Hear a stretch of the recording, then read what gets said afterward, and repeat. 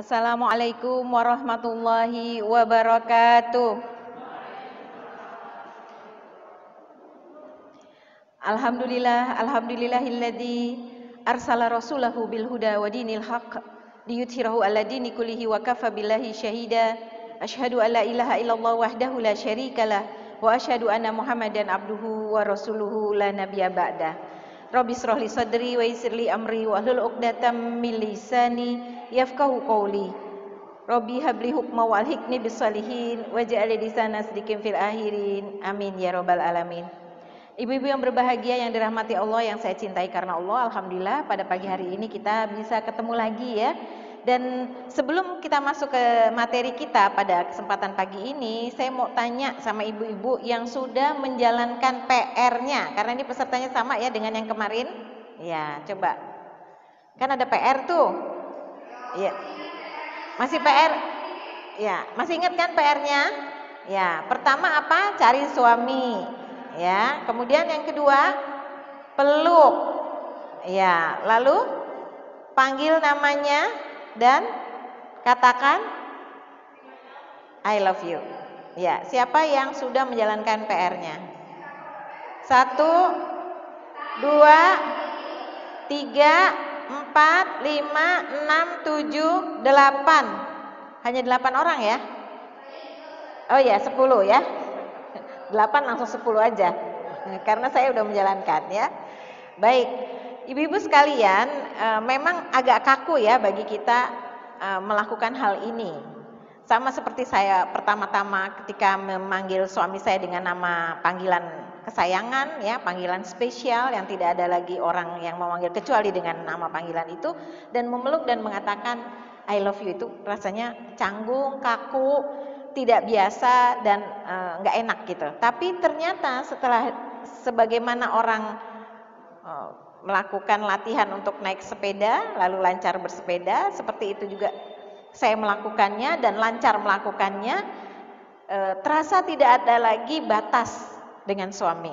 Contoh sederhananya adalah ketika kami sama-sama tandem untuk bicara ya. Dulu waktu belum pernah melakukan hal tersebut, karena kami juga tidak mengajarkan hal tersebut, itu setelah selesai acara pasti suami saya kritik saya, atau saya kritik suami saya, tadi ngomongnya kok begini, tadi kok ngomongnya begitu gitu ya. Tapi lama-lama setelah kami sudah menerima dan melakukan ya hal-hal yang tadi saya sampaikan, mengerjakan PR-PR tersebut, alhamdulillah ketika berceramah bareng dengan suami, saya dan suami ketika ada kekurangan atau ada kelemahan itu menerima, sehingga selesai acara biasa-biasa aja gitu, tidak ada lagi ganjalan gitu ya terhadap apa-apa yang kami lakukan bersama di depan. Nah, seperti itulah sebenarnya penerimaan kita kepada pasangan kita ya, dengan cara melakukan hal-hal sederhana, memeluk ya, mengatakan cinta kepadanya. Jadi suami tahu bahwa dirinya mempunyai kekurangan tapi diterima oleh pasangannya, oleh kita, istrinya, dan kita juga merasa bahwa kita tidak sempurna dan suami kita menerima kekurangan kita. Begitu ya ibu-ibu ya, buat yang belum melaksanakan, PR-nya masih berlanjut terus seumur hidup ya. Moga-moga Allah menumbuhkan kembali cinta yang tadinya sudah mulai kering ya, membangun kembali cinta yang tadinya sudah mulai roboh. Insya Allah menyegarkan kembali bunga-bunga cinta di dalam hati kita yang tadinya sudah mulai layu ya. Baik, kita mulai pembicaraan kita ke apa yang akan kita bahas. Pernikahan lebih dari 10 tahun. Maka saya akan membagi ke 4 poin ya. Ke-4 poin ini akan kita bahas, ada yang singkat, ada yang panjang ya, tergantung nanti situasinya. Yang pertama saya akan bahas tentang iman dan agama. Ini basic banget ya. Utama karena itu ditempatkan di pertama, urutan pertama. Untuk makin menguatkan hubungan kita dengan Allah Subhanahu wa Ta'ala. Jadi di dalam pernikahan itu tidak hanya cinta antara kau dan aku, bukan hanya cinta antara suami dan istri. Ketika suami dan istri ingin menguatkan ikatan cinta di antara mereka, maka perlu ada hubungan cinta segitiga. Yang ketiganya adalah Allah Subhanahu wa Ta'ala Ya, itu yang pertama yang akan kita bahas. Kemudian yang kedua ini akan kita concern di situ, kita akan perdalam, kita akan panjang bicaranya di sana, yaitu tentang komunikasi. Ya, biasanya masalahnya ada di sana. Kalau masalah komunikasinya selesai, masalah yang lain-lainnya gampang diselesaikan. Di sini kita akan bicara persoalan yang terus diperbaiki di dalam komunikasi antara suami istri dan bagaimana menerimanya. Ya, karena ada suami-suami yang diminta untuk menjadi lembut itu susah gitu ya, karena dia dididik oleh orang tuanya dengan cara demikian. Sehingga kalau kita ingin mengalami perubahan dari pasangan kita, tunggulah masa selama bersama dengan kita. Misalnya begini, bersama dengan orang tuanya kita menikahi beliau di usia berapa? Kalau kita menikahi beliau usianya 25, maka tunggu 25 tahun yang akan datang adanya perubahan pada diri suami kita, dari pasangan kita, ya. Yaitu sebagai konsekuensi logis, ya. Suami dididik demikian, lalu kita mendidik suami kita. Ini kalau mendengar kata mendidik suami, bukannya suami mendidik kita. Ya, kita sama saling take and give ya di dalam pernikahan sebenarnya. Kita mendidik suami kita untuk menjadi lembut, maka tunggu 25 tahun yang akan datang baru ada perubahan gitu. Ya. Jadi jangan cepat untuk meng-cut atau resign dari pernikahan. Ya, bukan resign dari kantor ya. Jangan cepat, aduh aku resign aja deh. Aduh kayaknya aku udah nggak kuat. Tunggu sampai 25 tahun bersama kita. Adakah perubahan itu gitu. Ya, kemudian yang ketiga, kita akan bicara tentang pendidikan anak. Di sini kita akan bicara tentang kesepakatan dan kebersamaan. Ini saya singkatkan saja, dan yang eksistensi diri, karena itu adalah bagian krusial juga di dalam pernikahan setelah 10 tahun. Bagaimana kita merasa nyaman dan berguna, ya. Jangan sampai merasa sia-sia udah nikah sekian lama cuma jadi ibu rumah tangga aja gitu, ya. Kita tidak boleh perasaan seperti itu karena itu akan membuat keruh suasana berumah tangga kita.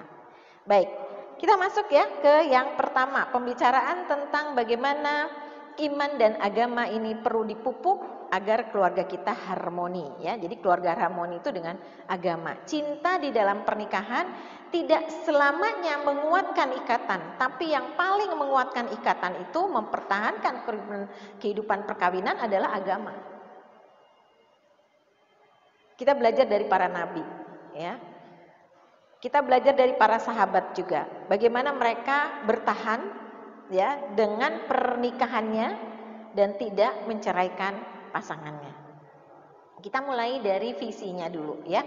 Ini visi berkeluarga yang kemarin tidak saya tulis di dalam teks, cuma saya tulis ayatnya saja ya. Sakinah, mawadah, warohmah, dengan cara apa? Dengan cara doa yang terus-menerus kepada Allah Subhanahu wa taala. Dengan doa apa Ibu-ibu? Ingat, Rabbana hablana min azwajina wa dzurriyyatina qurrata a'yun waj'alna lil muttaqina imama. Insyaallah semua sudah hafal ya. Ya, kalau ada yang belum hafal nanti bisa dihafal belakangan. Yang sudah hafal tolong diajarkan kepada generasi penerus kita, karena generasi penerus kita yang belum menikah nggak apa-apa melantunkan doa ini. Saya juga demikian dulu waktu masih gadis ya, kepingin menikah, kepingin punya anak, gimana ya caranya supaya dapat jalan pintas ya, menikah langsung punya anak gitu, adalah dengan doa seperti ini di waktu gadis. Jadi tidak ada salahnya kita mengajarkan doa-doa ini juga kepada anak-anak kita yang masih gadis, yang masih bujang, untuk melantunkannya, membacanya, memunajatkannya kepada Allah Subhanahu wa taala. Supaya apa? Supaya mereka segera mudah mendapatkan jodohnya dan juga mudah memperoleh keturunan, ya. Ibu sekalian, ini ada di dalam surat Al-Furqan, surat ke-25 ayat ke-74. Saya menggarisbawahi di sana menjadi pemimpin bagi orang-orang yang bertakwa. Ini adalah visi kita berkeluarga. Bahwa visi kita berkeluarga, semua anggota keluarga, diri kita, pasangan kita, anak keturunan kita, semuanya akan menjadi leader, akan menjadi imam, akan menjadi pemimpin, ya. Ini adalah sekolah kepemimpinan yang awal, yang pertama. ya ada di dalam keluarga. Karena itu kita pun perlu untuk terus membangun visi kepemimpinan di dalam diri kita, ya. Ibu-ibu yang sudah duduk di majelis taklim dan rajin mengikuti sekolah ibu, bukan hanya menjadi ibu dalam pengertian ibu biologis, tapi sampai kepada tingkat ibu ideologis. Keibuannya, ya. Keibuannya itu ditingkatkan dari sebagai ibu di dalam rumah menjadi ibu bagi masyarakatnya, bahkan menjadi ibu bagi negaranya, bahkan kemudian meningkat lagi menjadi ibu bagi dunia. Ketinggian nggak Bu cita-citanya? Tinggi ya Bu ya? Kira-kira Ibu bisa nggak Bu? Halo? Bisa nggak Bu? Yang merasa yakin insya Allah bisa. 1, 2. 1, 2, 3, 4, 5, 6, 7. Yang belum menunjuk tangan 1, 2, 3, 4, 5. Alhamdulillah ya. Artinya secara keseluruhan semua punya jiwa untuk meningkatkan kemampuannya. Nanti kita akan bahas di akhir tentang keibuan tersebut. Kita tidak boleh kalah dengan mereka yang berjihad dalam nama agamanya untuk dunia. Bahkan mendapat hadiah Nobel. Siapa tuh? Siapa? Ada yang mengingat sebuah nama? Kalau saya kasih clue depannya Mother Teresa, ya mungkin kita merasa Mother Teresa apa sih kerjaannya gitu. Oh ternyata dia dapat hadiah Nobel menjadi ibu bagi dunia gitu, ya sampai dapat hadiah Nobel. Oh kerjaannya adalah berbagi, peduli. Kayaknya insya Allah kita yang aktivis Jumat Berkah gitu ya misalnya, yang aktivis peduli terhadap lingkungannya. Ya, kemudian memberikan beasiswa, mendirikan sekolah, mendirikan rumah-rumah pendidikan atau mendirikan sanggar-sanggar ya, mendirikan klub-klub ya. Itu juga bagian sebenarnya seperti ibu gitu ya, sebagai ibu. Jadi kita tuh punya anak bukan hanya anak biologis, tapi kita punya anak ideologis ya. Bagi lingkungan kita, kemudian meningkat menjadi bagi bangsa dan negara kita, memperjuangkan kebaikan bangsa dan negara kita, dan akhirnya bagi dunia. Bagi dunia lewat mana? Lewat dunia maya, ya kita langsung bisa akses ke dunia. Itu kira-kira gambaran terkait dengan visi berkeluarga. Lalu pasangan kita, gimana dengan pasangan kita? Kita juga dorong, pacu agar pasangan kita juga bakal menjadi pemimpin. Ya, sehingga kita perlu untuk menaikkan kapasitas kualitas kita mendampingi pemimpin. Kita kepingin suami kita jadi apa? Jadi ketua RT atau ketua RW atau menjadi kepala cabang, manajer di kantornya atau direktur atau CEO. Nah, mestinya kita mencoba untuk memberikan fasilitas-fasilitas tersebut kepada suami kita. Ya, itu ilustrasinya. Lalu anak-anak kita mau jadi pemimpin, gimana caranya mendidik mereka menjadi pemimpin? Oh, ternyata pemimpin itu sering diberikan amanah, ya, diberikan tugas-tugas, ada tanggung jawab, ada pertanggungjawaban, ada laporan, seperti itu. Dari tugas-tugas yang sederhana ya, seperti misalnya membuka korden, mematikan lampu, menyapu kamar, making bed, sederhana ya. Sederhana, sampai kemudian ketika mereka mampu dengan hal-hal yang sederhana itu, kita kasih lagi tanggung jawab yang lain, sampai kemudian ikut menjadi remaja masjid gitu ya, kemudian ikut lagi kegiatan Karang Taruna, ikut kegiatan pramuka atau kegiatan-kegiatan yang membuat mereka menjadi punya pengalaman kepemimpinan. Kalau kita tanya anak kita hari ini, sama, saya juga bertanya kepada mereka. Saya memberikan arahan-arahan kepada anak-anak remaja masjid. Saya tanya, pada hari ini kamu bisa nggak memimpin 1000 orang? Jawabannya enggak. Bisa nggak memimpin 100 orang? Ya masih bimbang. Ya ada yang oke, ada yang nggak oke. Sekarang kita tanya, 10 orang deh, nggak pede, bener nggak? Ada di sini anak-anak kita yang sudah jadi pemimpin di kelompoknya? Ada ya? Ada, alhamdulillah. Ini berarti keberhasilan kita mengantar mereka menjadi pemimpin di gengnya, paling nggak gengnya lah, ya, dari 10 orang. Nah inilah visi berkeluarga kita. Sehingga apa yang terjadi? Kita tidak menjadi orang yang ada, kalau istilah sekarang, katak dalam tempurung gitu, ya, katak dalam tempurung. Cuma tahu di dunia itu aja, dia nggak jauh mainnya gitu, dia nggak punya helikopter view. Apa tuh helikopter view? Melihat dari atas. Orang yang bisa melihat dari atas biasanya berjiwa besar. Ya, itu penting bagi kita. Pada hari ini mengajak anak-anak kita pun demikian, ya. Baik Ibu, lanjut kita ke slide berikutnya. Nah, untuk memperdalam agama, meningkatkan iman, maka kita perlu mengajak diri kita, mengajak pasangan kita supaya harmoni beserta dengan anak-anak punya visi sampai masuk surga bersama-sama, ya. Di dalam Al-Qur'an Allah berfirman, A'udzubillahi minasyaitonirrajim. Bismillahirrahmanirrahim.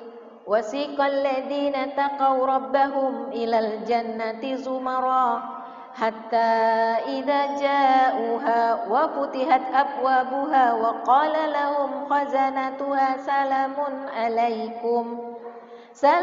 alaikum tibtum fadkhuluha khalidin. Dan orang-orang yang bertakwa kepada Tuhannya diantar ke dalam surga secara berombongan.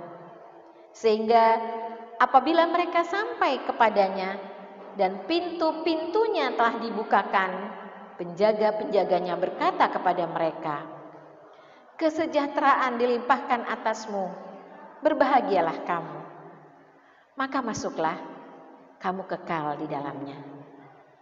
Masya Allah, kita kalau bayangin surga, kemudian masuk secara berombongan, disambut malaikat, malaikatnya juga ngomong, gak cuma senyum-senyum. Apa omongannya? Kesejahteraan dilimpahkan atasmu, berbahagialah kamu, masuklah dan kamu kekal di dalamnya. Gimana rasanya? Wah, jangankan begitu ya, kita masuk ke sebuah negeri, baru sampai di bandaranya aja udah happy. Apalagi kalau disambut, ya, welcome, ya, apa? Ya udahlah, pokoknya bahasanya selamat datang gitulah kira-kira ya. Kita udah happy gitu. Nah ini surga. Wawasan ini, visi ini itu perlu kita terus-menerus bicarakan pada keluarga kita. Sayang, nanti kamu kalau ketemu Umi di surga nggak kayak gini, cantik kayak kamu. Ya. Pertama anak yang kita bilang cantik kayak kamu, kan anak pasti seneng ya. Nah, nggak kayak gini, karena memang di surga nggak ada loh yang tua, semuanya jadi muda. Nanti anak-anak kita mungkin berpikir, wah kalau gitu nenek jadi muda, Uyut jadi muda, ibu jadi muda, sama dengan aku. Nah nanti jadi mirip-mirip dong, ya. Jadi mirip-mirip gimana cara mengenalinya? Masih ada yang lain sayang, mengenali dengan suaranya, ya. Kan masing-masing punya ciri khas tertentu ya, tapi wajahnya agak mirip-mirip gitu. Kira-kira begitulah ya penghuni surga yang dikumpulkan berserta dengan anak keturunannya. Masya Allah. Kita perlu untuk membicarakan surga ini bolak-balik supaya anak-anak kita sama seperti kalau guru TK-nya ngajarin surga, anak-anak pinginnya juga seperti guru TK-nya ya. Nah begitu juga dengan kita yang harus membicarakannya bersama dengan anak-anak kita. Ini landasan kita sehingga anak-anak selalu berpikir untuk bagaimana masuk surga bersama-sama. Jangan sebaliknya ya, sedikit-sedikit neraka. Kamu nanti masuk neraka, ya. Sedikit-sedikit neraka, akhirnya anak jadi takut gitu, ya. Neraka jangan jadi obral, yang diobral banyakkan surganya aja, ya. Diobral, terus diomongin, nerakanya disembunyiin sedikit, keluarnya nanti terakhir. Ya, kalau udah nggak ada jalan keluar lagi baru pakai tuh istilah neraka ya. Tapi surga harus bolak-balik menjadi peringatan. Lanjut, oleh karenanya ya, ketika kita punya pandangan bahwa kita akan masuk surga bersama-sama dengan anak keturunan, kita ingin seiring sejalan. Ya, seiring sejalan, punya irama yang harmoni. Irama yang harmoni itu seperti apa sih irama yang harmoni? Mungkin kalau suara kendang dia nggak bisa disuruh seperti suara piano. Kalau piano kan ting ting ting ting ting gitu ya. Kalau kendang buak buak buak gitu. Mungkin anak kita ada yang tuh model kendang, ya. Dipukul dulu baru bunyi gitu. Kalau nggak dipukul diam aja. Ada anak yang kayak piano, disentuh sedikit dia bunyi. Ya, berarti ada anak yang sensitif, ada yang tidak. Ada anak yang cuek gitu ya, tapi sebenarnya penuh dengan cinta kepada keluarga. Tapi semua punya visi yang sama loh masuk surga. Ini kalau dipadukan di dalam keluarga, ini seperti konser ya, harmoni. Kadang-kadang yang bunyi gitar gitu ya. Kadang-kadang gitarnya diam, mulai main kendangnya ya, misalnya seperti itu, atau bunyi bersama tapi suaranya tetap enak didengar. Itulah yang dimaksud dengan harmoni. Jadi kita nggak bisa menyamakan anak kita dengan diri kita. Di luar semua itu semua ya, artinya setelah semua itu kita harus berpikir bagaimana anak-anak kita punya cita-cita yang sama, gambaran yang sama. Misalnya anak saya suka musik. Gimana caranya agar dengan musik kemudian banyak yang masuk ke dalam Islam? Bagaimana dengan musik kemudian orang dapat taufik hidayah? Ada nggak yang seperti itu? Ada ya. Apalagi kalau musiknya Assalamualaikum ya akhi ya ukhti. Kan begitu, itu kan dakwah kan? Bagaimana dakwah itu kemudian dimusikalisasi? Bagaimana dakwah itu diterjemahkan dengan gayanya gitu. Atau anak kita yang suka berteman, punya jaringan sosial media yang luas. Bagaimana anak kita punya pikiran nanti aku kepingin agar artis Korea itu masuk Islam. Ada nggak artis Korea yang masuk Islam? Ada. Ya kan anak kita sekarang lagi pada demen Korea ya. Iya. Tapi alhamdulillah ada loh artis Korea yang masuk Islam. Nah, bagaimana keinginan untuk membuat orang lain ya bersama dengan kita, bersama dengan Islam, itu kita tanamkan dalam diri anak-anak kita. Ya, penting ya untuk hal-hal yang demikian. Seiring sejalan sampai jannah, dan orang-orang yang beriman beserta anak cucu mereka yang mengikuti mereka dalam keimanan, kami pertemukan mereka dengan anak cucu mereka di dalam surga, dan kami tidak mengurangi sedikit pun pahala amal kebajikan mereka, dan setiap orang terkait dengan apa yang dikerjakannya. Ini juga perlu dibicarakan. Jadi saya cuma memberikan 3 slide saja terkait dengan iman dan agama ya. Ini semua pembicaraannya tentang visi, tentang misi. Cuma itu saja. Masalah teknis itu bisa dibicarakan di luar konteks ini gitu ya. Tapi intinya adalah bagaimana bisa sampai ke surga. Kalau anak kita ada yang nggak taat gimana? Kita peringati untuk kembali menjadi hamba yang bertaubat, yang taat di jalan Allah. Jangan sampai begitu meninggal dalam kondisi tidak berzikir kepada Allah Subhanahu wa taala. Nauzubillah. Ya, jadi memang kita perlu untuk membiasakan zikir sehingga ketika kita diwafatkan dalam kondisi mendadak seperti Vanessa gitu. Ya, ini kan lagi viral ya Vanessa ya. Anak-anak tetap bisa bertakbir seperti bertakbirnya seorang pilot Garuda ya. Pada akhir dari kecelakaannya, dia bertakbir Allahu Akbar, Allahu Akbar. Nah, seperti itu. Oh, pilotnya ada di sini. Istrinya. Suaminya. Istrinya. Oh, ada, Masya Allah. Ibu ya? Masya Allah, Ibu, alhamdulillah. Ya, Bapak husnul khotimah ya, Bu ya. Masih hidup. Oh, astagfirullahaladzim. Maaf ya, Bu ya. Saya pikir udah selesai. Ternyata masih ada. Alhamdulillah. Berarti ini pelajaran nanti Ibu bisa ceritakan. Habis ini Ibu tulis, Ibu siarkan di sosial media ya, Bu ya. Jadi pelajaran supaya tidak seperti yang lain gitu, yang tidak mengucapkan asma Allah ketika wafat. Ya, jadi ini supaya dibiasakan. Alhamdulillah, subhanallah, la ilaha illallah, Allahu akbar. Itu dibiasakan ya. Moga-moga insya Allah ibu-ibu kita semua di sini diwafatkan dalam husnul khotimah, dalam syahid fi sabilillah ya. Amin ya rabbal alamin. Nah, inilah awal untuk membicarakan masuk kepada krisis di 10 tahun pernikahan ya, di atas 10 tahun pernikahan. Kalau kita punya basic ini, basic iman dan agama, maka masalah-masalah di pernikahan itu cepat kelarnya, cepat selesainya, mudah ya. Jadi nggak bikin berat kepala gitu. Ya, coba kita perhatikan mereka yang mengatakan, aduh pusing deh, ya, kayaknya udah deh, udah nggak ada jalan, no way out. Ini adalah mereka-mereka yang pasti tidak mendekat kepada Allah, yang pasti tidak berkumpul dengan orang-orang soleh, yang pasti tidak rajin di dalam ibadahnya kepada Allah Subhanahu Wa Taala. Bagi orang-orang yang beriman, yang kuat keimanannya, akan menggantungkan dirinya kepada Allah. Ketika dia dilupakan oleh pasangannya, dia datang kepada Allah. Masih ada Allah yang perhatian. Cinta bagi seorang wanita adalah adanya perhatian. Ketika pasangannya tidak memperhatikan dirinya, merasa tidak ada cinta lagi. Tolong, Allah masih perhatian loh sama kita.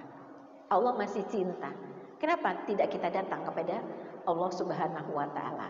Di masa-masa krisis, di masa-masa genting pernikahan, maka banyaklah berzikir dengan ya Fatah ya Karim. Ya Fatah, ya Fatah, ya Fatah, ya Karim. Ya Fatah, ya Fatah, ya Fatah, ya Karim. Apa tuh? Ya Allah yang maha membuka. Ya Allah yang maha memuliakan, yang maha menyenangkan. Bukakanlah hatiku, senangkanlah aku. Jadi sebelum kita menyelesaikan masalah kita dengan pasangan kita datang kepada Allah, kita minta dibuka hati kita. Ya, supaya hati kita menjadi lebih luas lagi, menjadi lebih lapang untuk menerima taufik hidayah, menerima arahan, menerima petunjuk, menerima hudan dari Allah Subhanahu Wa Taala. Ya Karim, yang maha menyenangkan, yang maha memuliakan. Ya Allah, muliakan aku, senangkan aku. Bahkan kita perbanyak mengatakan, ya Allah, aku mencintaimu. Ya Allah, aku mencintaimu. Ketika kita mengatakan terus-menerus, ya Allah, aku mencintaimu kepada Allah, maka Allah akan memanggil malaikat Jibril. Wahai Jibril, katakanlah kepada seluruh malaikat di alam malakut bahwa aku mencintai dia. Lalu malaikat Jibril turun ke alam malakut di mana penduduknya adalah malaikat semuanya, dan malaikat Allah itu selalu bertambah setiap harinya, setiap tahunnya, ya, untuk menghuni langit yang dibangun oleh Allah Subhanahu Wa Taala. Maka kemudian malaikat Jibril ini mengatakan, wahai malaikat-malaikat Allah, cintailah dia, karena Allah mencintai dia. Nah, malaikat-malaikat Allah ini kan akan bergantian ya, turun ke bumi. Sehari berapa kali? Sehari berapa kali? 2 kali. Kapan? Di waktu subuh dan di waktu asar. Dan malaikat-malaikat Allah yang turun ke bumi itu akan berbisik-bisik kepada semua makhluk Allah di muka bumi. Hamba-hamba Allah di muka bumi. Kepada manusia, kepada binatang, kepada tanaman. Cintailah dia, karena Allah mencintai dia. Hal yang seperti ini, ibu-ibu sekalian, itu akan terasa. hati kita menjadi lebih tenang, lebih damai. Meskipun suami tidak perhatian, meskipun suami lagi error, kita tenang aja. Kan ada Allah. Allah masih perhatian sama kita. Allah pasti akan memberikan kita ketenangan, kenyamanan. Ya, ini adalah basic ya, basic. Sekarang kita masuk ke yang kedua pembicaraannya. Ya.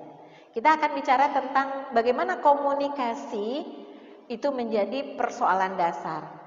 Tapi apabila kita sudah memperbaiki hubungan kita dengan Allah, makin mesra, itu komunikasi dengan manusia gampang kelarnya, gampang selesainya, insya Allah. Kalau kita hubungannya dengan Allah kuat, maka pembicaraan kita, obrolan kita, komunikasi kita, problem solving, ya, bisa dengan singkat selesai.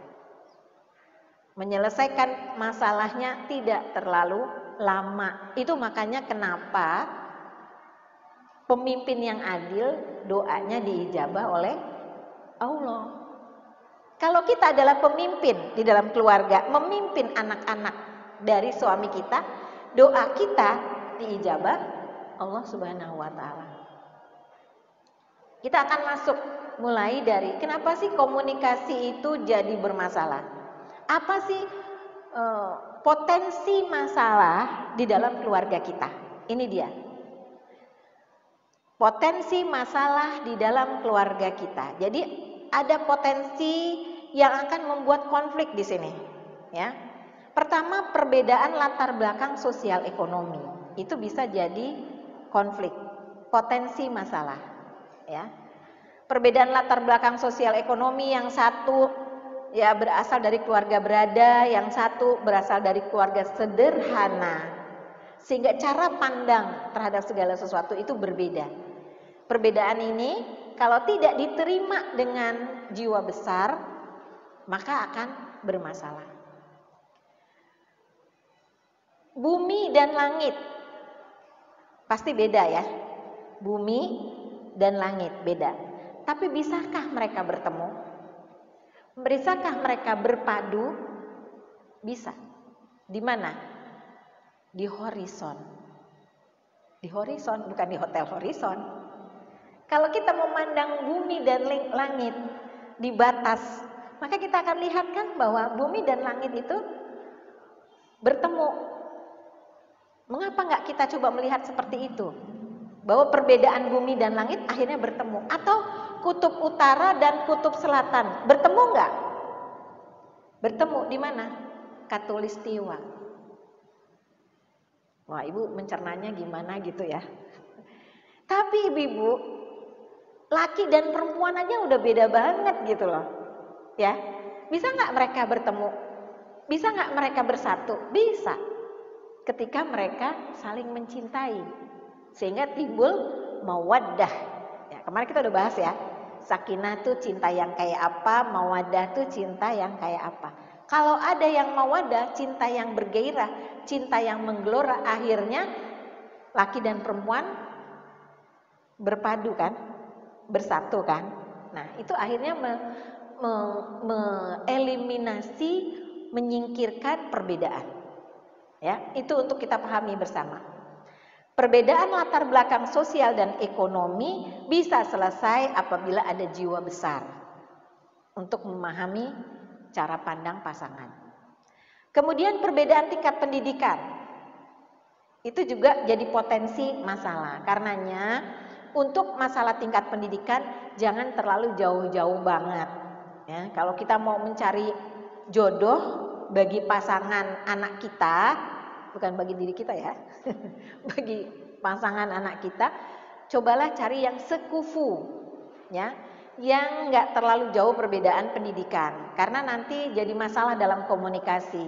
Yang satu bicaranya serius, yang satu bercanda, ya, bercandanya karena dia nggak paham nih dengan pembicaraan yang serius. Yang serius tuh kesel nih kok bercanda melulu gitu, ya. Karena apa? Karena perbedaan tingkat pendidikan, ya, sehingga keseriusan menghadapi sebuah masalah itu juga ada perbedaan. Nah, oleh karenanya jangan terlalu banyak berbeda, tipis-tipis saja lah gitu ya. SMA sama S1, S1 sama S2 gitu kira-kira ya. Jadi jangan terlalu berbeda. Ini yang agak sulit memang ketika anak kita yang perempuan S2. Kita sebagai ibu pingin anak pinter, anak perempuan kita S2. Berarti harus cari laki-laki yang paling nggak sama lah S2. Tapi kalau nggak bisa juga ya, lama-lama akhirnya harus menerima mereka yang S1. Begitu loh maksudnya. Jadi beda-beda tipis aja, jangan terlalu jauh. Lalu perbedaan suku, perbedaan ras, perbedaan budaya itu bisa jadi konflik juga. Orang Jawa nikah sama orang Betawi, berasa nggak? Berasa ya, nggak usah dibayangin deh konfliknya ya, pasti udah ada kelihatan di situ. Orang Solo nikah sama orang Batak, ya. Iya, iya, ceplos-ceplos ya. Iya, iya. Jadi yang satu sering sakit hati ya dengan ceplos-ceplosnya, dan yang satu sering tidak sabar. Ya, karena yang satu terlalu lembut ngomongnya lama gitu ya. Iya. Iya, betul. Ya, karenanya kita perlu untuk menerima perbedaan itu. Jadi kalau tidak ada penerimaan, maka tidak akan selesai konfliknya. Kemudian juga perbedaan selera makanan, ya. Ada yang nggak suka ikan, ada yang suka ikan. Itu jadi bagaimana memadukan harmoni di atas meja makan dulu deh. Itu dulu ya. Kemudian gaya bersantai. Gaya bersantai juga ada yang kalau mau istirahat ya udah ngeletak gitu aja, di mana aja gitu. Buat dia enak, nyaman, kayak Umar bin Khattab gitu ya, tidur di manapun bisa. Tapi ada yang satu nggak bisa gitu, nggak bisa. Tidur di atas tanah nggak bisa, ya. Tidur di lantai apalagi gitu ya, dingin. Ya akhirnya harus punya kasur, ya. Ini yang harus dipahami supaya masing-masing bisa menerima. Gaya bersantai lainnya lagi, ada yang santainya tuh jalan-jalan ke laut gitu. Tapi ada yang satu kepinginnya jalan-jalan ke gunung. Ya, itu jadi konflik lagi kalau misalnya tidak mau menerima. Lalu yang keenam, sikap terhadap waktu. Ada yang cuek terhadap waktu, manajemen waktunya buruk.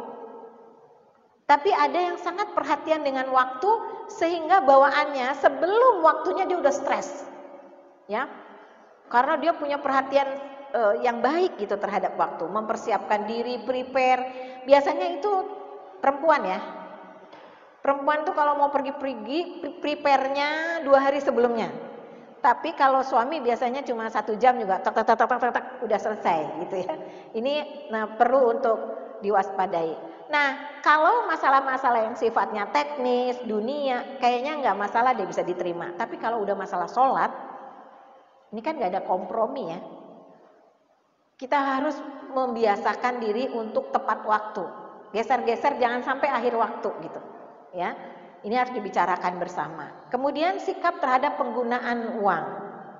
Ada seorang bapak yang benar-benar rinci gitu ya. Pengeluaran tuh. Sampai istrinya mau sedekah 1.000 aja harus ada di dalam laporan. Percaya nggak? Bukan. Suaminya tuh minta semua pengeluaran dilaporkan. Jadi kalau si istri sedekah 1.000 rupiah, itu harus ada tulisannya.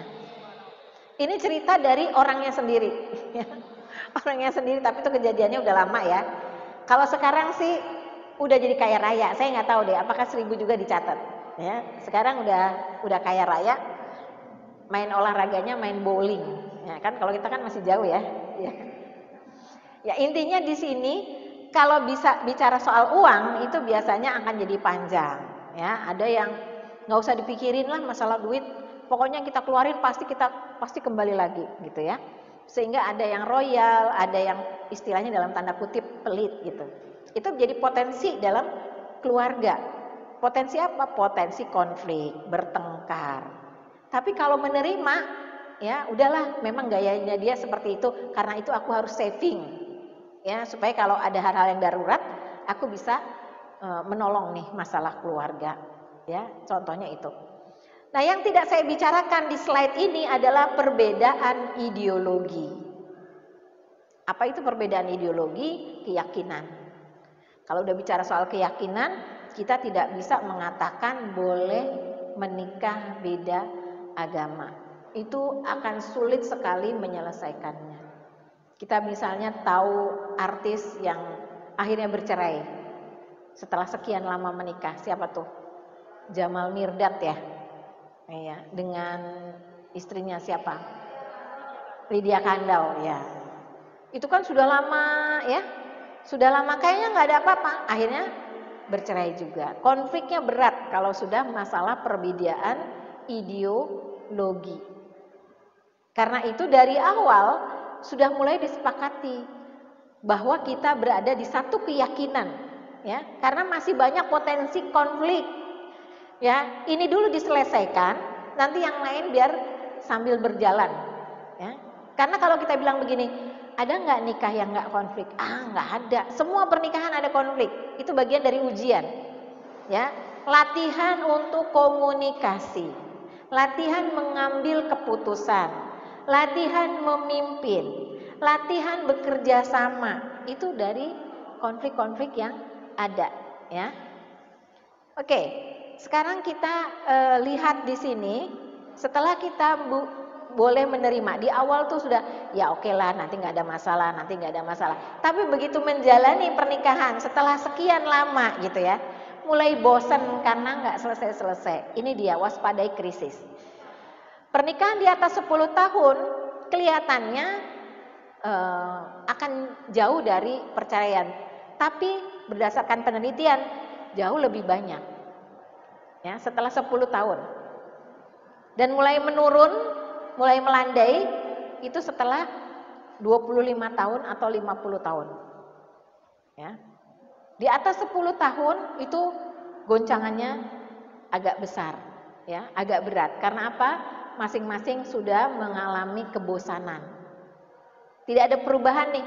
Istri tidak berubah, suami tidak berubah, ya. Akhirnya krisis ini terjadi. Apa aja itu? Konflik yang tidak pernah selesai.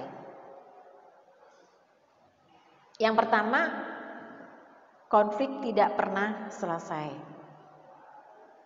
Kenapa tidak pernah selesai? Karena tidak pernah dibicarakan. Kalau saya marah, Mas, harusnya Mas seperti ini. Kalau Mas marah, saya harus seperti apa gitu. Ya, jadi ada pembicaraan. Kalau untuk masalah uang gimana? Kalau untuk masalah anak gimana? Biasanya problemnya lebih banyak kepada anak ya.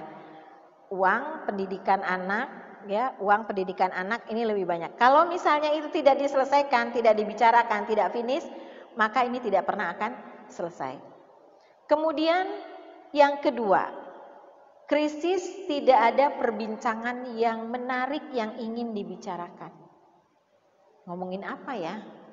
Kayaknya udah nggak ada omongan lagi yang perlu dibicarakan. Saya tuh kayak mesin ATM aja.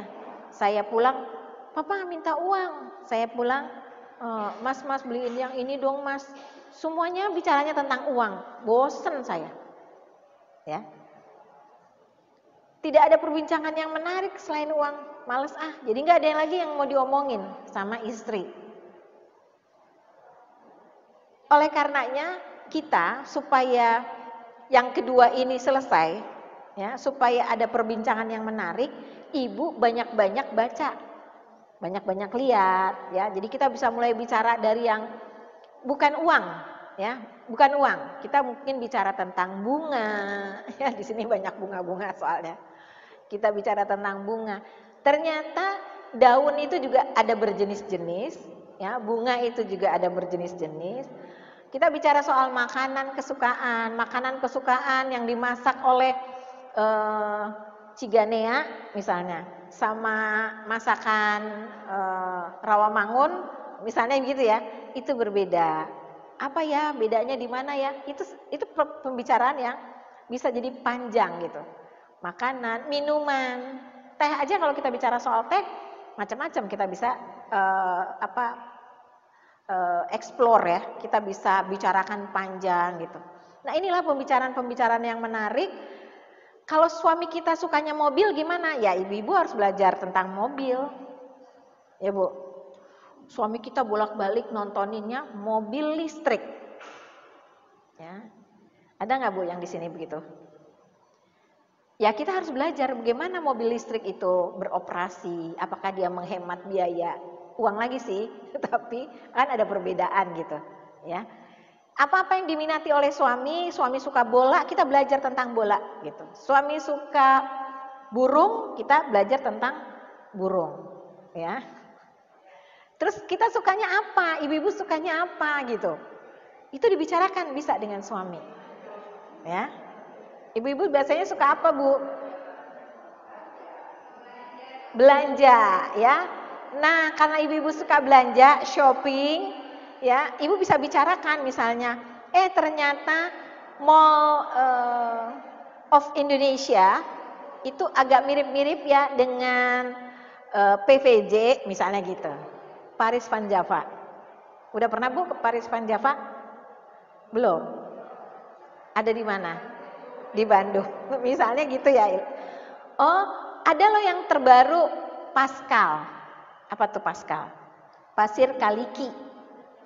Ya, jadi ada mall di Pasir Kaliki, singkatannya Pascal. Kita kan dengarnya Pascal gitu ya, ternyata Pasir Kaliki. Kita bicara dengan itu, yuk kita ke sana, yuk kita lihat-lihat harganya sesuai nggak dengan kantong kita. Begitu jalan-jalan, oh ternyata murahan Tanah Abang. Ya, misalnya kayak gitu. Oh di Tanah Abang kita cek lagi, ternyata diperluas, ternyata ya seperti itu kita bicara tentang pasar, tapi juga kita ngomong-ngomongin masalah prinsip masuk pasar. Ya, belanja jangan lebih dari 1,5 jam karena sudah tidak rasional. Ya, sehingga daftarnya memang harus sudah kita siapin, masuk pasar antara 1 jam sampai 1,5 jam saja gitu. Ya, supaya kita nggak apa-apa dibeli ternyata di rumah nggak diapa-apain gitu kan. Nah, yang seperti ini adalah prinsip-prinsip juga yang harus dibicarakan dengan suami, kemudian budget yang harus dikeluarkan dan sebagainya. Itu bisa jadi bahan pembicaraan yang menarik. Ya, dan kemudian setelah dibicarakan langsung take action. Ya, kalau ibu-ibu yang suka jalan-jalan, suka belanja, ya bersama dengan suami ikut belanja. Nanti tinggal tergantung Bu. Kalau suami yang sabar, dia ngikutin kita gitu kemana aja. Tapi kalau suami nggak sabar, udah saya duduk di kafe ini ya, udah kamu belanja aja. Ada Bu yang kayak gitu? Ada, ya. Kesabaran suami ikut kita itu jadi perbincangan yang menarik. Ya, setelah itu kan ada perbincangan yang menarik ya. Apakah kemudian dari jalan-jalan di pasar itu kita mau buka toko, dari jalan-jalan di pasar itu kita mau usaha reseller dan sebagainya ya. Baik, yang ketiga, waspadai krisis, tidak ada pertengkaran.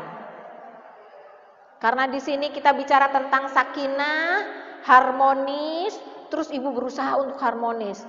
Nggak suka juga, iya mas kan saya ngajarinnya iya mas gitu ya, terus iya mas padahal ibu di dalam hati gedengkel banget gitu ya. Itu juga nggak bisa gitu. Jadi kalau ada pertengkaran, alhamdulillah. Ini saya mau cerita nih pertengkaran saya sama suami saya. Ini agak lucu ya. Kan udah bicara tuh kemarin ya, Bu ya. Iya. Saya sama suami saya pergi ke Masjid Raya Bandung.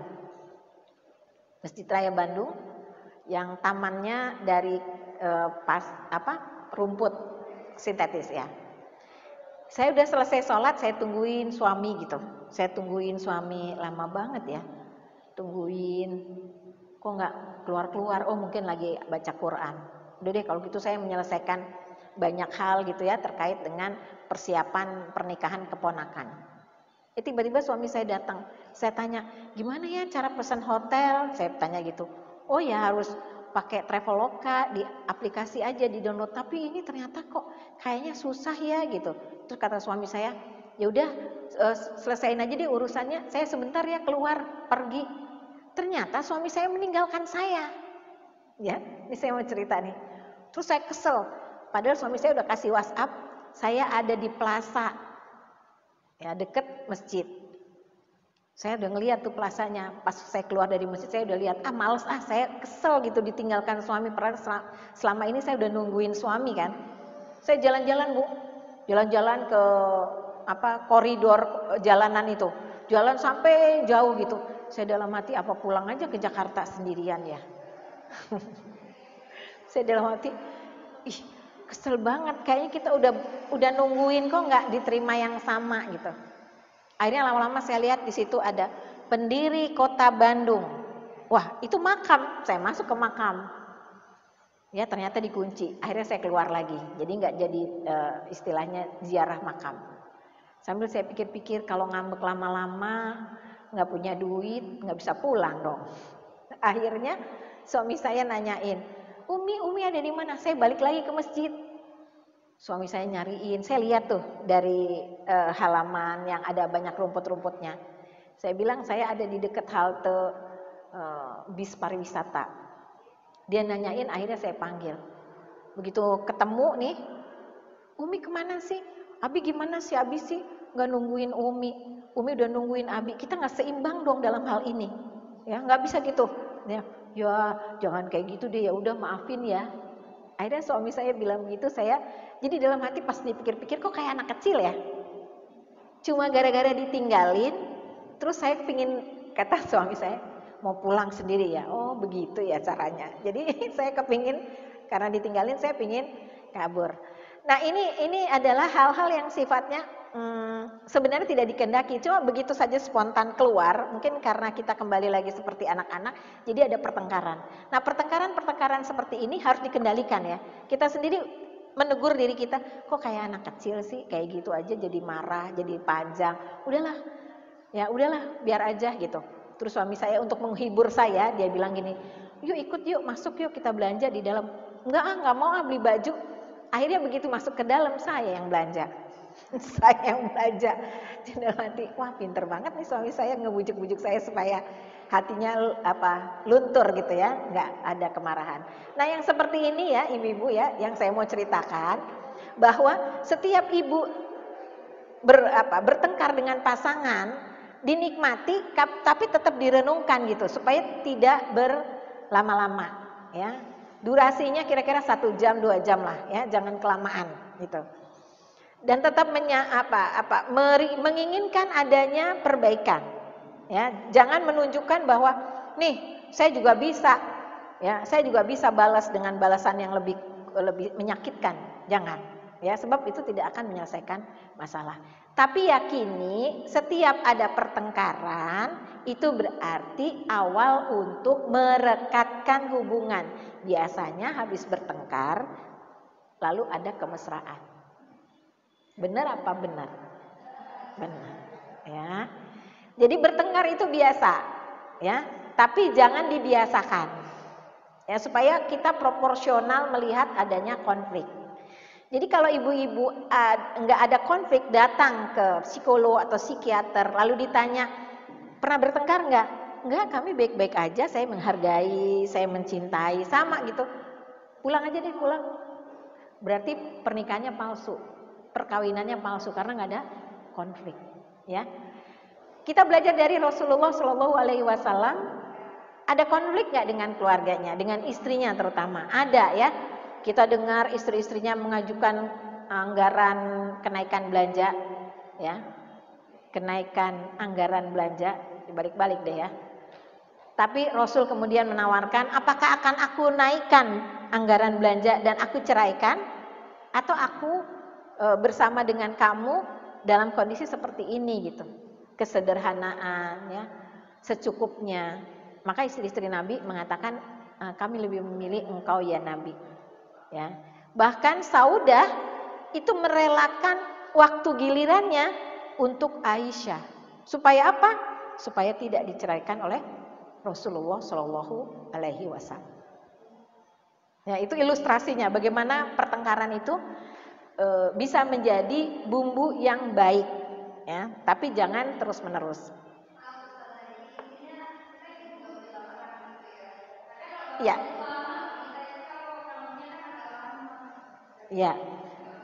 Ya, baper nggak boleh lama-lama. Ya, nggak boleh lama-lama. Jadi harus mulai kontrol lah gitu. Apakah itu baik menurut pandangan agama gitu. Terus apakah ini diridhoi oleh Allah kalau kita marah sama suami? Padahal surga kita kan ada di telapak tangan suami ya. Iya. Kalau anak, surganya di bawah telapak kaki ibu. Kalau istri, surganya di bawah telapak tangan suami. Iya, jadi jangan sampai kita nggak dikasih tangan sama suami. Ya Bu ya, ya kita harus cari tangan suami untuk kita cium begitu ya, untuk mencari ridhonya suami. Ya, kita masih punya waktu kan? Masih cukup kan ya? Ya. Lanjut krisis berikutnya. Lebih peduli nonton atau dengar musik daripada bersama pasangan. Itu menjadi krisis juga, ya, udah nggak terlalu peduli. Tidak lagi ingin terlihat cantik di depan pasangan. Ibu ada yang cuek aja Bu di depan pasangan? Nggak merasa ingin cantik itu di depan suami?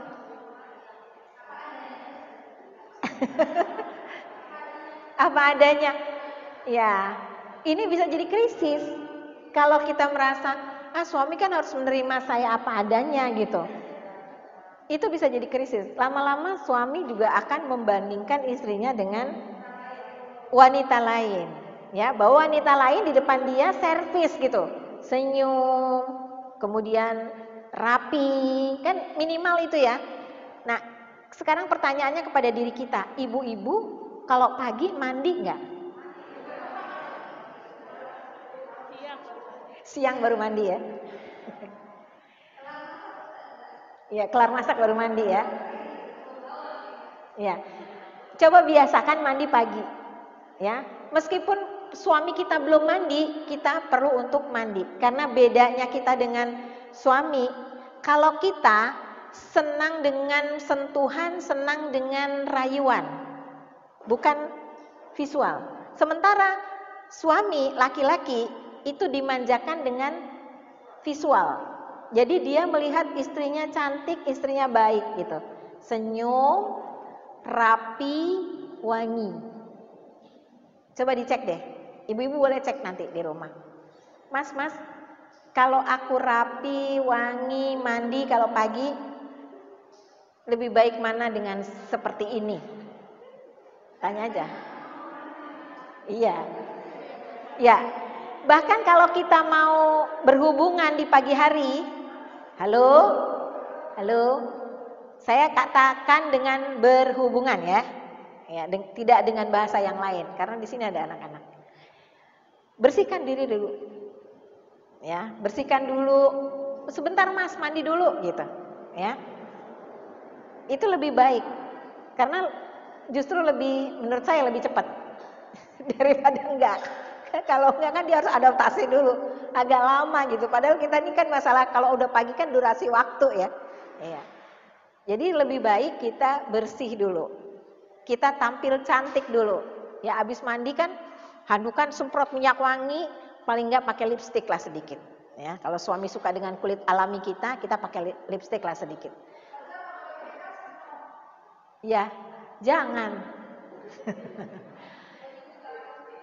Ya, kalau di depan suami, ya nanti ngobrol lah sama suami ya. Apakah saya nggak enak tuh agak vulgar ya? Ya, apakah kita menggunakan pakaian yang terbuka atau tidak? Itu perlu untuk dibicarakan, ya. Karena masing-masing kan, ya seleranya beda-beda ya. Ada yang, ya. Aduh saya mau ngomong vulgar nggak enak juga di sini soalnya ada ini yang kecil ya. Baik. Kemudian yang terakhir ini dia waspadai krisis, lupa memberikan hadiah pada pasangan. Lupa memberikan hadiah pada pasangan. Ibu-ibu perlu merencanakan memberikan hadiah pada pasangan. Ya, hadiah itu tidak selalu harus yang dibungkus kado. Hadiah itu tidak selalu bentuknya benda. Tapi hadiah itu bisa bentuknya kata, bisa bentuknya sentuhan, bisa bentuknya benda, ya. Jadi bentuknya bisa beda-beda. Dan benda tidak harus yang bentuknya berat atau sulit bagi kita untuk membelinya. Bisa yang ringan-ringan. Misalnya begini, saya pernah bersama dengan guru saya di sebuah bandara, lalu di bandara itu dijual marning. Marning Bu? Iya, jagung kering. Jagung apa yang kalau kita waktu SD suka makanin ya. Kata dia, saya mau beli buat suami saya, dia suka. Itu sederhana banget ya, beli marning. Ini adalah bagian dari bagaimana kita selalu memberikan hadiah kepada suami. Memberikan pelukan itu juga hadiah, ya. Memijit itu juga hadiah ya. Jadi istri yang diingat-ingat oleh suami adalah senantiasa senyumnya manis, sentuhannya merevitalisasi atau menyegarkan ya dengan pijitan, dengan rabaan. Kalau ibu-ibu capek, gimana caranya menyelesaikan kelelahan suami? Ibu capek, diminta mijit. Gimana caranya untuk menyelesaikan kelelahan suami? Gampang, Bu. Ini ilustrasi ya. Coba tangan ibu begini. Ya, tangan yang satu lagi ibu elus tapi antara menyentuh dengan tidak menyentuh.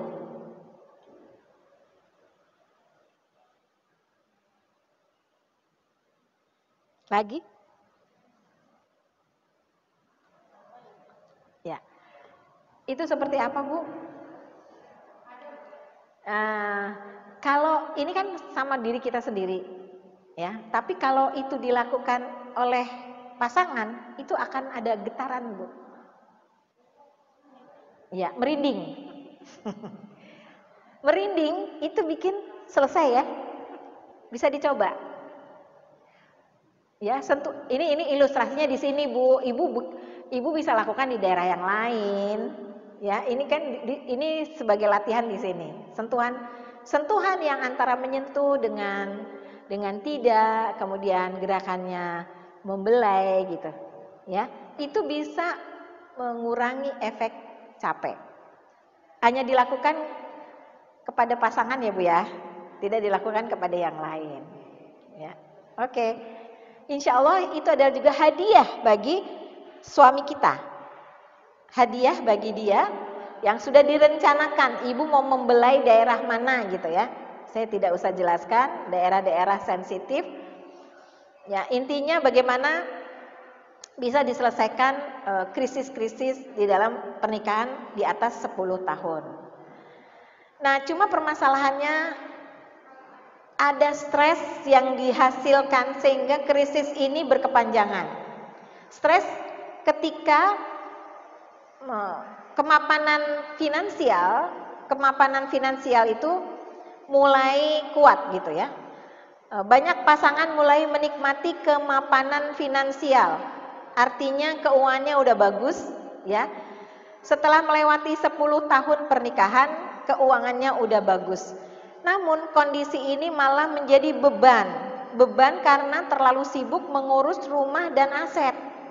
Ya, punya rumah bukan hanya di Banjarwijaya, tapi punya rumah juga di Perth, punya rumah juga di Kanada. Ya, kan harus ke sana terbang ke Kanada aja 24 jam lebih ya. Belum transit di beberapa bandara ya, jadi terbang ngurus rumah di sana, rumah di sini ya, belum nanti aset yang lain sehingga waktunya habis untuk mengurus rumah dan aset, bukan menikmati pencapaian itu ya. Banyak pasangan yang lebih fokus mengurus harta dibanding memelihara hubungan.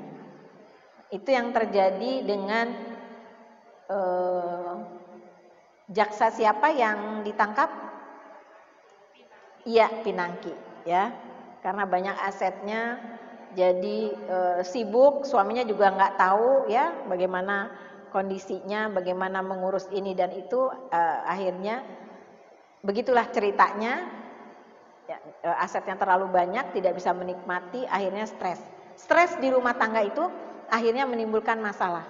Nah, bagaimana suami istri bisa menyelesaikan masalah? Kita mulai dari sini lagi, kembali lagi ya, meningkatkan iman, meningkatkan kedekatan dengan Allah Subhanahu wa taala. Ada kesepakatan bersama untuk sholat. Saya kasih ilustrasinya sholat malam. Tapi yang saya maksud di sini adalah sholat pada umumnya dan yang utama yang wajibnya.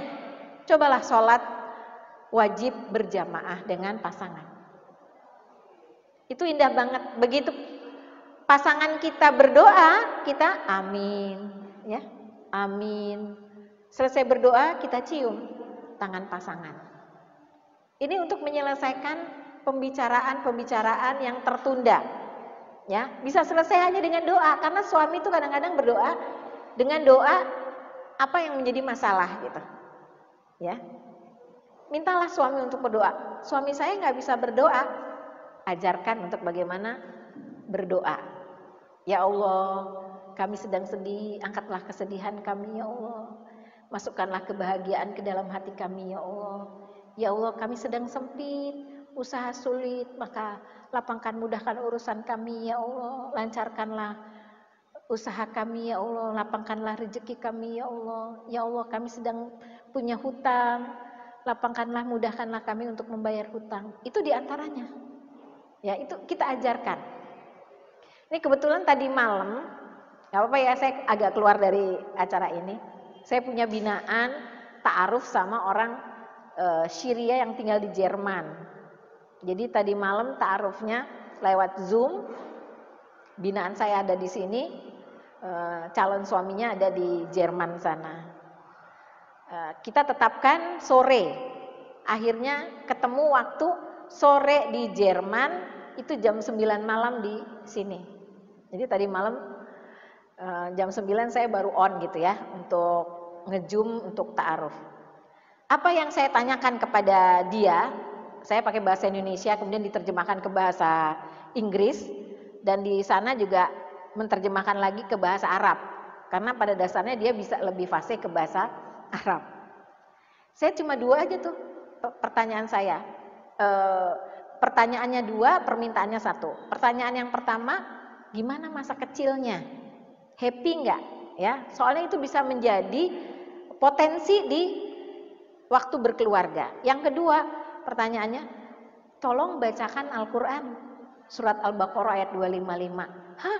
Dia terperanjat gitu. Dia pikir saya minta untuk dia hafalkan Al-Quran. Enggak, baca Al-Quran. Akhirnya dia ambillah Al-Quran dia, kemudian dia baca. Ternyata bacaannya bagus. Berarti bisa ya jadi imam ya. Terus yang permintaan terakhir adalah memimpin close dari ta'aruf itu dengan doanya. Lalu dia berdoa, ya doa dengan bahasa Inggris gitu. Apakah jadi waktu dia lagi berdoa awal tuh dia udah gitu. Wah, ini nangis nih kayaknya. Dan ternyata betul setelah itu dia mengatakan, maaf saya sangat emosional gitu. Karena saya baru pertama ini ditanya tentang agama. Ya, dari cerita itu ibu-ibu ini sebagai patokan kita. Ya, patokan kita kalau kita mau cari mantu, coba cek 2 itu, baca Quran sama mimpin doa. Supaya nanti kalau berkeluarga dia udah bisa tuh. Kalau ada problem dia nggak lari kemana-mana, dia lari ke masjid. Ya, dia lari ke ulama. Insya Allah ya, untuk bisa menyelesaikan problemnya. Nah, kalau suami kita, pasangan kita belum bisa, kita bisa ajarkan ya, bagaimana berdoa, bagaimana cara berdoa dan seterusnya, sampai kemudian mengambil waktu spesial untuk berdoa. Waktu spesial untuk berdoa apa? Pada saat azan dan iqomah, setelah sholat, apalagi waktu umroh, ya, waktu hujan. Kemudian dalam perjalanan. Dalam perjalanan tuh banyakkan zikir ya Bu ya. Banyakkan zikir, banyakkan minta. Saya tuh begitu kalau jalan tiba-tiba saya angkat tangan. Kalau saya udah selesai angkat tangan, kadang-kadang suami saya angkat tangan. Maksudnya untuk munajat. Ya, insya Allah doa di dalam perjalanan itu diijabah Allah Subhanahu wa Ta'ala. Next. Nah, ini dia, sebenarnya ini bisa latihan ya. 10 langkah percakapan saling mendekat. Jadi setelah berdoa sama Allah, minta sama Allah, kita usaha. Ini ikhtiarnya. Ikhtiarnya, pertama pilih waktu dan suasana yang tepat untuk memulai percakapan. Lihat pasangan kita dalam kondisi capek atau tidak, ya. Apakah dalam kondisi ngantuk atau tidak. Suasananya perlu dicari, yang paling menggairahkan itu suasana kapan. Kemudian berbicara dengan bergiliran. Ya, kalau suami kita lagi ngomong, kita diam. Ya. Dan kita tanya, kalau kita mau ngomong, "Mas, udah selesai ngomongnya, Mas?" Ya, sama seperti pertemuan kita nih. Waktu saya lagi ngomong, ibu-ibu diam. Nanti ada waktu tanya jawab, ibu-ibu bertanya, saya mendengarkan, ya. Jadi bergiliran. Dengarkan pembicaraan pasangan. Ibu-ibu, kita ini perempuan punya potensi verbal, berbahasa, berbicara lebih banyak daripada laki-laki.